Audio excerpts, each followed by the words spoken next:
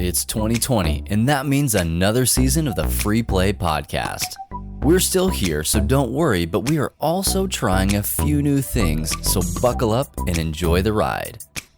On the Season 3 premiere of Free Play, I sit down with Jen, the community manager of Keymaster Games, to talk about the upcoming Kickstarter for their expansion of the critically acclaimed 2019 hit, Parks. We hope that you enjoy this industry interview because there will be plenty more of them right here on the Free Play Podcast.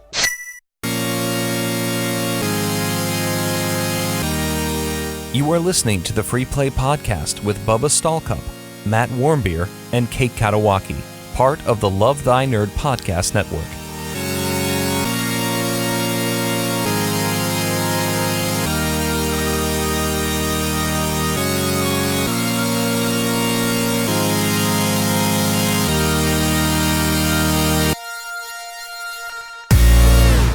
Okay, I am here with my good friend, and I'm not blowing any smoke at all when I say that, Jen from Keymaster Games. Jen, how you doing?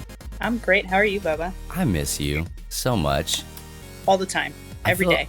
The last time that we saw each other was Unplugged. Was that the last time? Yes. Okay, because it couldn't have gone back to Gen Con. And you were down here in the Austin area for MondoCon, and I got to hook up with you there. But that was so far back that it barely even hits the radar. That's like years ago at this point. I learned so much about art from you at that show. Like, I didn't know you were such like an artophile. It's a problem, but working through it. But it makes sense though. Like, if you think about Parks, and this is what I've been able to tell everybody, is the reason it works the way that it does is because of the art that's in it, and it only makes sense that you would be a part of that in some way, shape, or form. Yeah, I mean, I love all of the artists that are part of the 59 Parks print series, and being able to work with Keymaster, who has had this relationship started with the 59 Parks print series when I came on, was definitely a huge selling point for me to want to be a part of the team, because I was like, heck yes. Yeah, that's awesome. So, hey, you are the community manager for Keymaster Games, and that means a little bit more than just modding a face group. Why don't you let the good people here at LTN know exactly what that means? Yeah, so I am the puppet behind the strings, I guess you could call it, for all of the social interaction that people have with Keymaster Games. I get to hang out with people at conventions and talk with fans, community members, media people at conventions. I get to talk to them even outside of conventions when we have cool, exciting things to share and chat about.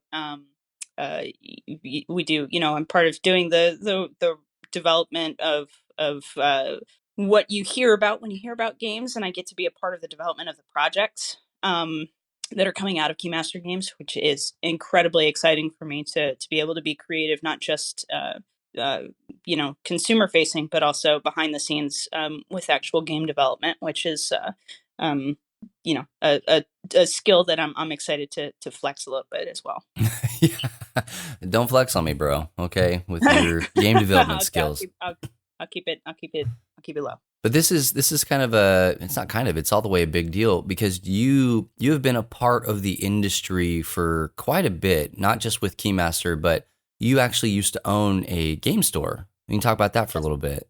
That's right. That's how we met, as circumstance would have it, right? That's a good way to put that, yeah. It could not have happened in a weirder way. It's a very strange way. So yeah, I owned a game store for several years in North Jersey. It's where I'm from, where I live. And it was wonderful. And I ended up selling the game store to have more time with my family and be able to participate in the community, the industry in different ways, which is now me being a part of Keymaster, which is awesome. But the being a part of, I just said it again. Being a part of the community from sort of a grassroots perspective, being on sort of the foot soldier on the ground of building those communities of people, in your hometown, the people and building relationships. It was absolutely incredible. I made an enormous number of friendships, built in a great number of friendships, including ours, Yeah. from having that store. Um, and it just taught me a lot about what the gaming community is and can continue to be and grow, and how like positive that can be for any community around the country and around the world. Yeah, games really bring people together, and it helps that your store didn't suck like at all. We tell people all the time it was just like one of the best curated game lineups that we had ever seen, and we had no problem spending money there. So I hope you No, enjoyed you your didn't. your yacht that year.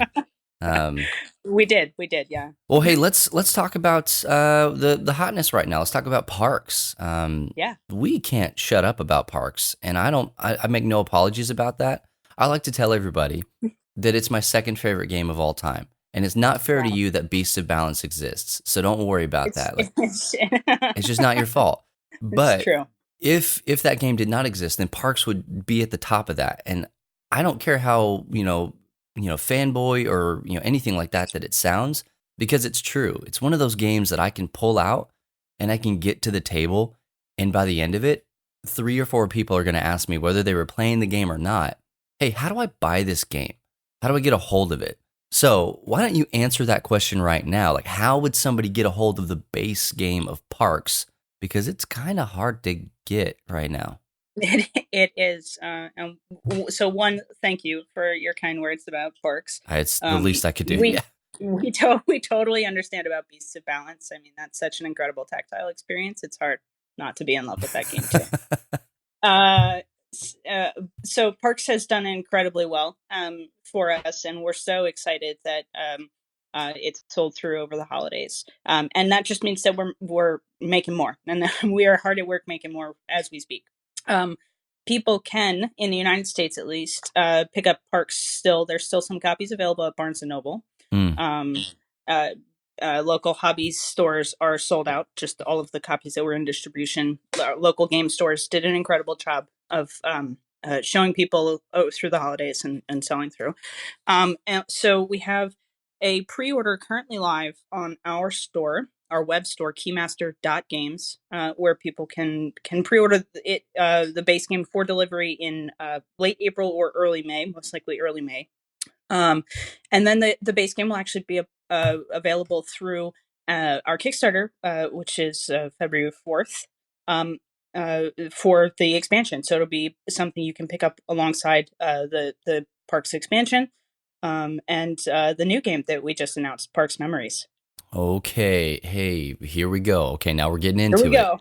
it. So you got a brand new Kickstarter coming, which, by the way, I love that companies will put the base game into a brand new Kickstarter to give people like a launching point, if they don't already have it. So I was able to do that just recently with Root. I went all in with Root from Leader Games and was able to get 3 massive boxes of that game to have it all right there in my house. So for somebody to be able to do the same thing with Parks in the upcoming Kickstarter, I think that's fantastic. So hats off to you, Keymaster. You guys are doing fantastic work there. But why don't you tell us, if nobody's even heard of the expansion, like, what even does that mean? Why does Parks need an expansion? Which is an actual question that somebody has asked before. So why don't you answer that real quick? Real question from the audience. Yeah, right. This is like an AMA right now. So Parks, when we initially developed and designed Parks, in collaboration with the 59 Parks print series, not all of the artwork existed for all of the national parks. So in the base game of Parks, there are 48 park cards as part of the deck of parks that you'll be visiting. Mm-hmm. And they represent 45 national parks. So there's all unique artwork on each of the cards, but there's 3 parks that are duplicated because that was the artwork and the illustration work that was available to us. Mm. So in the 2 years since the development cycle started, and we've pushed out Parks, 59 Parks has been hard at work with their collaborators and the artists they've commissioned to design and create the artwork for the remaining national parks, including national parks that are brand new as of last year. Oh, yeah. So the very first and like the super key thing about the expansion is just to bring all of the remaining national parks to the game, because that was absolutely always an intention of ours. If they had been available right from the get-go, they would be in the game. And now that the artwork and illustration work is available, we are absolutely adding it to the game. That's awesome. But in addition to that, there's a couple other things that we're able to sort of include in the expansion to just provide some new flavor, right? Like these aren't, we're not talking about huge sweeping changes, but just things that continue to make will continue to make hikers think about the choices they're making on the trail and how they can leverage that engine building experience that subtly creeps its way into any Ooh, parks game. baby, yes it does. Oof. Starts off as such a nice, cute little game, and then by year 3, you are taking a little bit longer with your turn and trying to maximize as much as you possibly can. That's right. I love that game. Getting as many experiences, quote unquote, right, resource tokens, and memories as you can out of each one of those trail sites. I get it. So the park cards themselves will actually they'll feature some instant actions and instant abilities that you can take when you go visit them. That'll feel a little bit similar to some of the gear that you could potentially purchase in a game of parks. Okay. And the way you pay for those or to visit those parks will also look a little bit different. Just creating a little diversity and dynamism in those park costs. Okay. We're also including a year card deck, a whole brand new set of year cards that players can actually completely replace the year card deck in their base game. Okay. So the idea here is, and this actually has to do with things that we wanted to explore with that year card deck. Year card deck is a bonus. These are just bonus points. They were never meant to be like the key ways that you gain points in the game. But they're called year cards, right? And the game is played over the course of a year, so it's pretty hard not to look at them and want to do them. And a lot of people have commented and provided the feedback that they didn't feel as rewarded by those cards and by the amount of work they put into the year cards as they wanted to. Well, they got to get good. Yeah, you can tell. I'll let you be in charge of telling everybody that. I've said it before, because I've ruined several games of my parks by chasing a year card and going, well, I kind of fell short on that. But hey, Right. Congratulations, other person. I'm glad that you got your 7 parks visited with 45 pictures taken. Like, I'm very happy for you. Yeah, and people who are able to really maximize the picture taking is pretty incredible. I've seen some I'm stupid stuff. I'm just like, what am I doing wrong in this game? I was part of developing it, and I don't understand how you did that. So, so the year cards, this new year card deck is going to offer one entry points for people to get points early, feel like they're gaining points early on.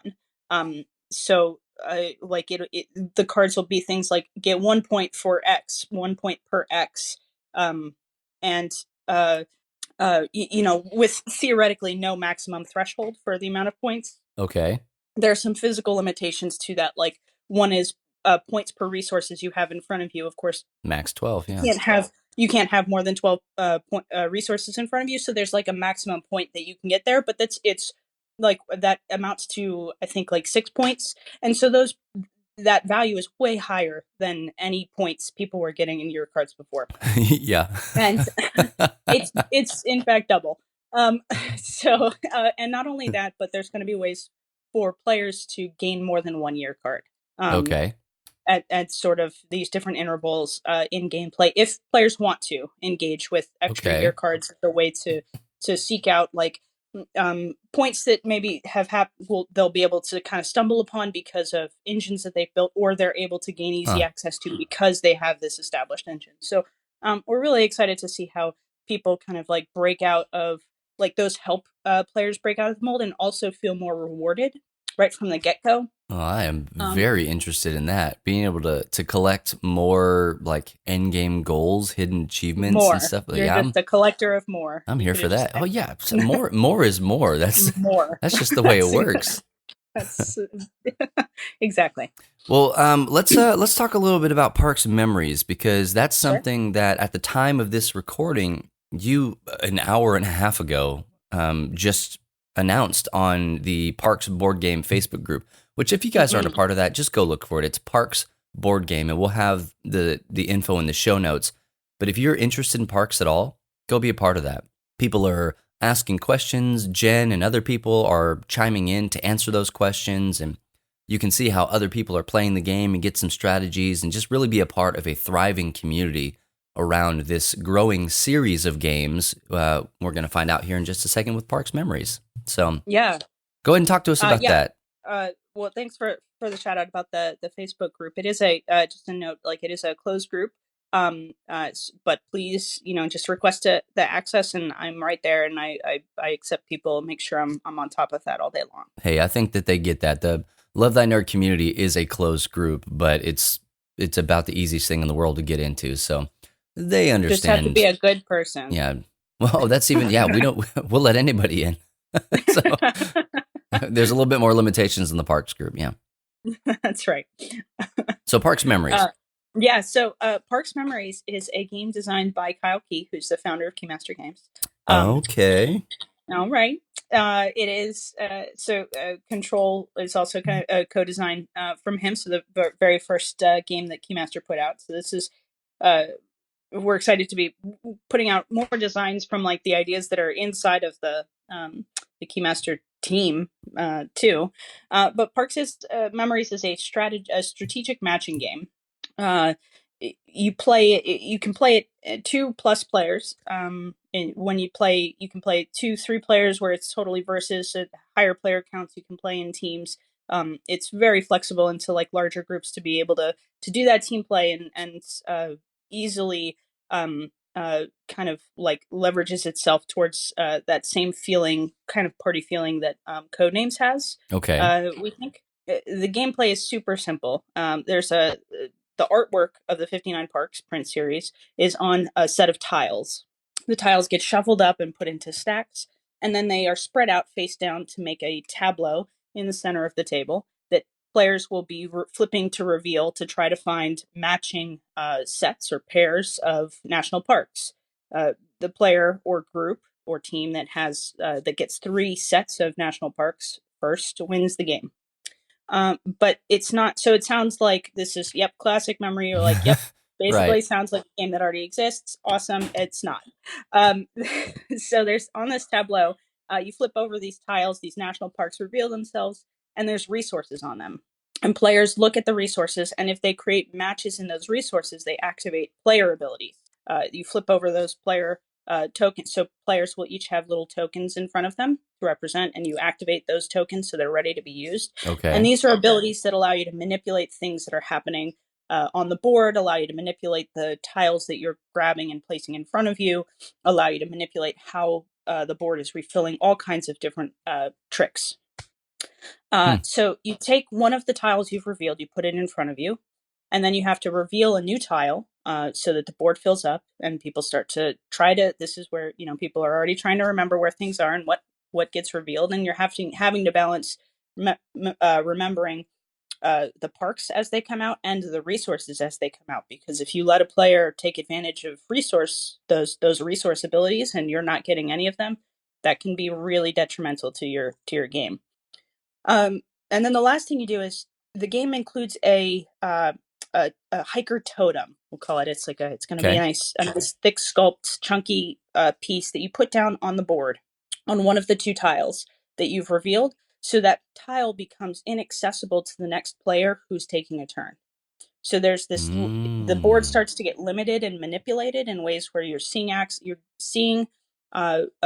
things that are available, and you can see one tile up, but you can't gain access to it, and you're trying to remember that and mitigate players who are looking for specific tiles with this hiker totem, while also trying to manipulate the board so that you're gaining access, like, you have available to you the things that you're looking for when it comes up to your turn.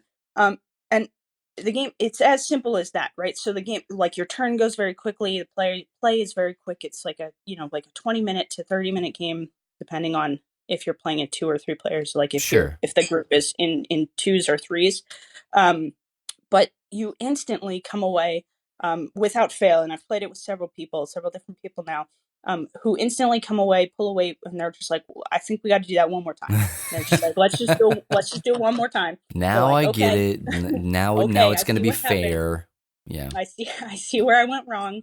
And but what the other side of that is not only do they instantly want to come back and try it again, but they pick up on it so quickly. They're just like the you know yes, there's this idea that like an understanding of the player abilities is important to keep it fair, but Yeah. uh, but it's very like the routine is quick to pick up on, and people get really engaged, like kind of sucked into what they're trying to accomplish very quickly, which is awesome to see.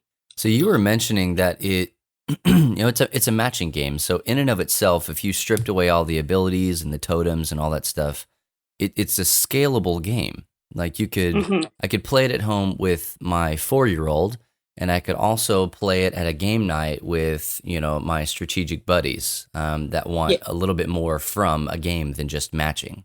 yeah, absolutely. It's one of the things that we love about it is that we are constantly inventing ways to play. Um, the game has 3 separate editions, all with unique player abilities. But you're right. If you take away those tokens, you can play with kids even younger than the kids who for whom Parks would be accessible to. Right, Right. Parks is actually pretty accessible to a young audience, and we've loved seeing people talk about how they're really able to engage their whole family in a game of Parks. This opens up like brings that bottom down even further, that lowest threshold of who it's accessible to, which we're really excited for. But just as much as it goes down, it kind of it like it, the 3 editions with the unique tokens allow you Hmm. to sort of, you can choose to draft different tokens, you can play with different abilities in the different sets, you can mix and match. Players can be playing with their own set of tokens versus um, everybody playing with the same tokens. Because there's 3 sets representing the different regions of the U.S., you can combine them to make the board bigger if you want to. Oh, cool. Tableau can increase in size if you really want to like hurt yourself when you when you're when you're trying to remember stuff. You think it doesn't look that much bigger until you put 4x4 out on the table instead of 3x3, and you're like, wow, I Yeah. really can't remember anything right now. Well, that was Uh, one of my favorite things about Parks was that I could scale it in that it didn't have to, you could play as easy or as cutthroat as you wanted to.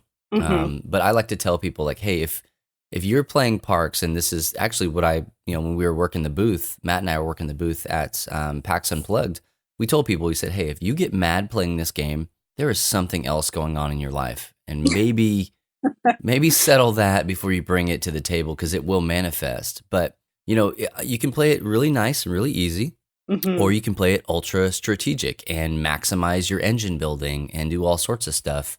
But either way, like you can come out with it with one of 2 feelings. Like, I want to play that again because I know what I did wrong, or I want to play again because that was just an enjoyable experience.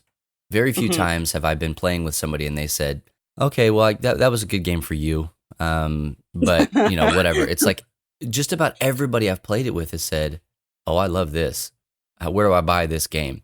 So I feel like it's going to be the same thing with memories, and I get to just point them straight towards the Kickstarter on February 4th for this, which everybody in the community, you will be hearing about this. I mean, probably nonstop. You're probably going to want us to shut up about it, but the easiest way to get us Not to gonna shut up happen. We're about not it, gonna. no, is just to buy it. Just throw money at it.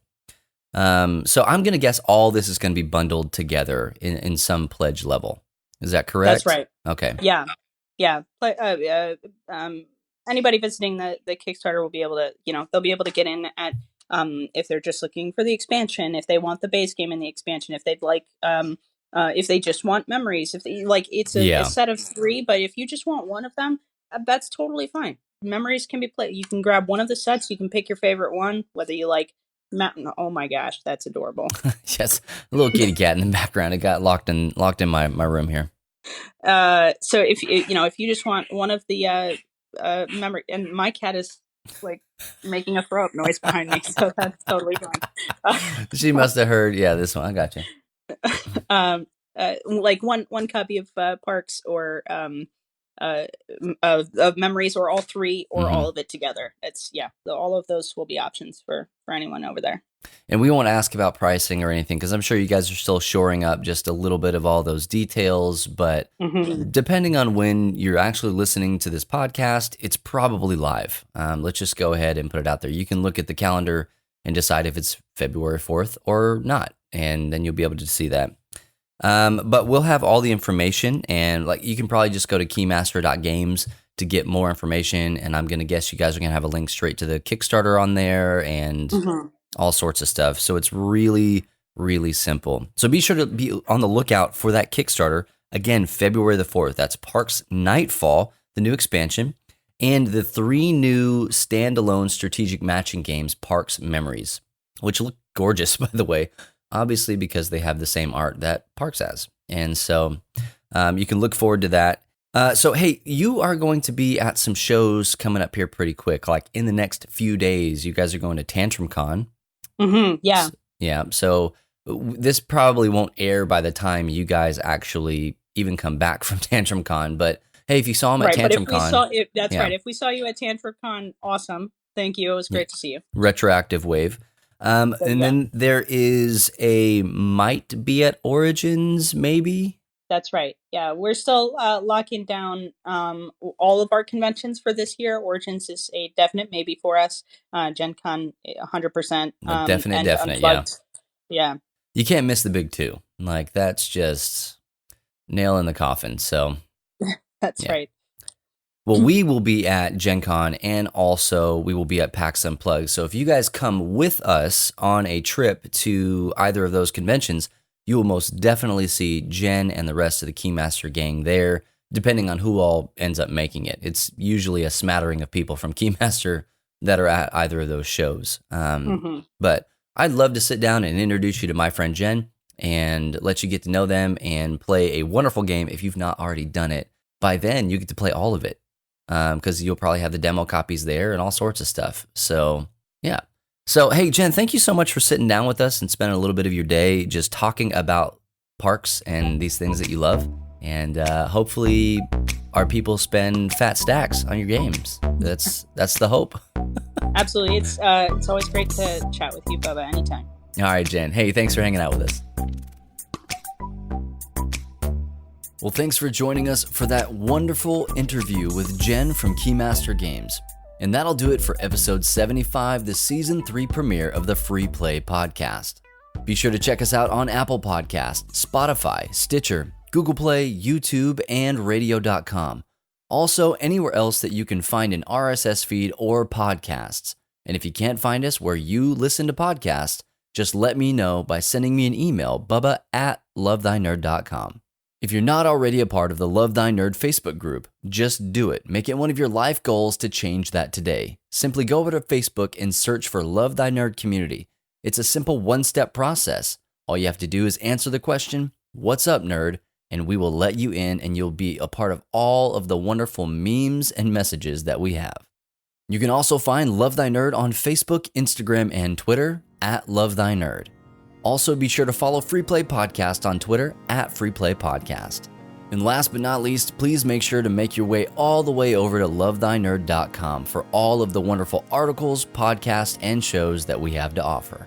Once again, I'm Bubba Stallcup, and for my co-hosts and co-founders, Matt Warmbier, Kate Katawaki, and our cut man, Jonathan Clausen, we'll catch you next week. And remember, Jesus loves you, nerd.